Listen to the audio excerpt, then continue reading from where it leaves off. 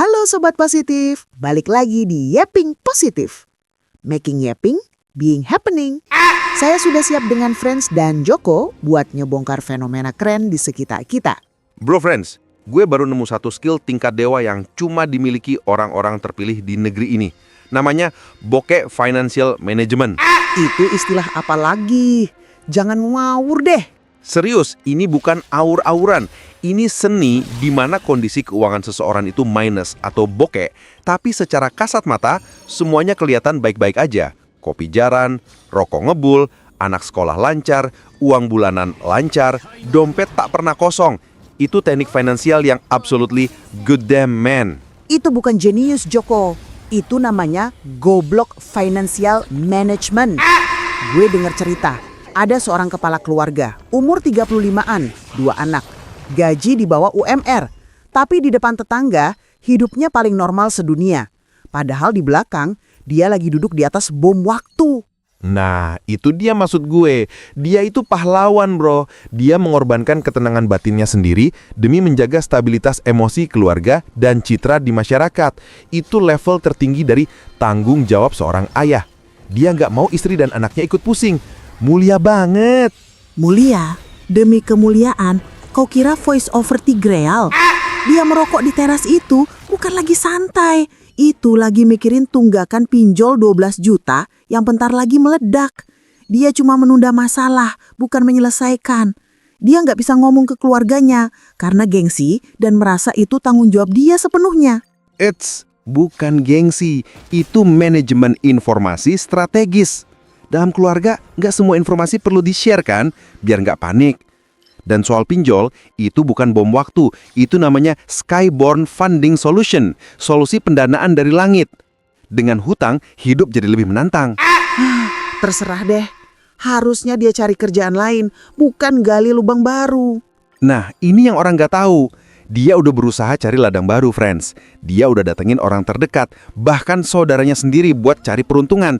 Dia itu pejuang. Terus hasilnya gimana? Hasilnya, dia dapat pelajaran hidup yang mahal. Dia kena tipu 700.000 sama saudaranya itu. Katanya buat biaya masuk perusahaan.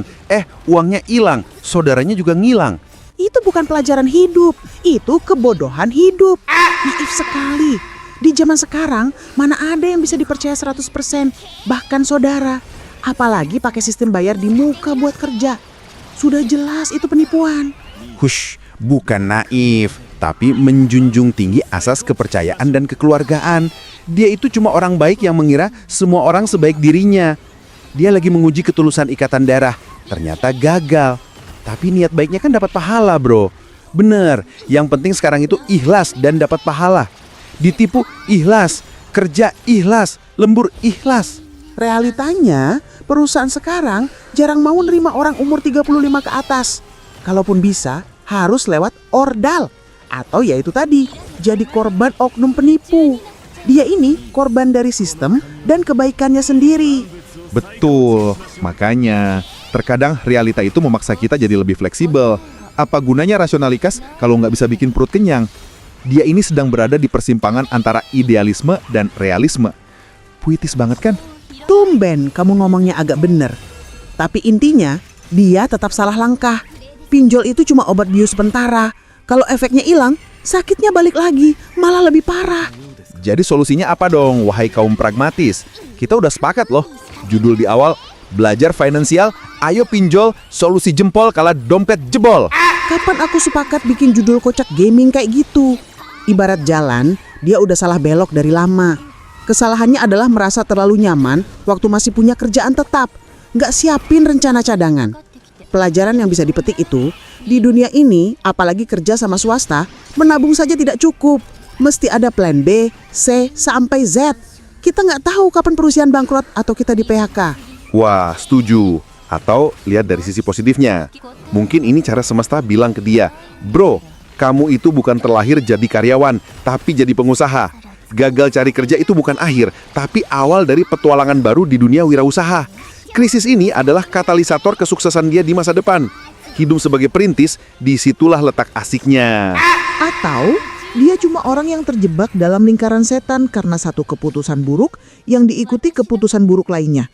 Semakin dalam terperosok, semakin sulit juga untuk jujur dan keluar dari lorong itu. Wah, pragmatis sekali.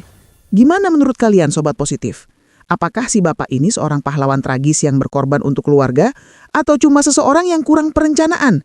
Coba kalian yaping di kolom komentar.